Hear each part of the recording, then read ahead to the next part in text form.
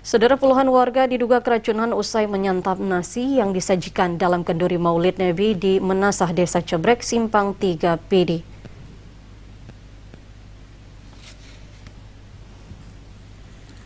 Dari hasil laporan, jumlah warga yang diduga mengalami keracunan usai menyantap nasi kenduri Maulid di Menasah, Desa Cebrek, Kecamatan Simpang 3 PD mencapai 30 orang. Kapolres PD AKBP Padli mengatakan peristiwa itu diketahui sekitar pukul 16.00 waktu Indonesia Barat saat sejumlah warga melaporkan kepada kepala desa.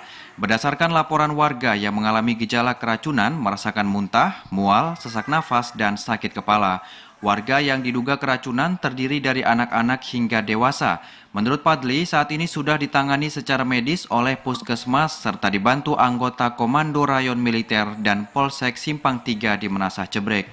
Namun beberapa orang diantaranya perlu dirujuk ke rumah sakit umum guna mendapatkan penanganan medis dan pertolongan lebih lanjut.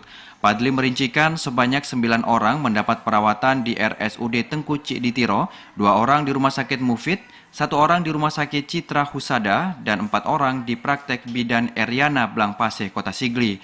Sedangkan untuk barang bukti sisa nasi kotak dan sampel muntah korban dibawa ke Dinas Kesehatan PD.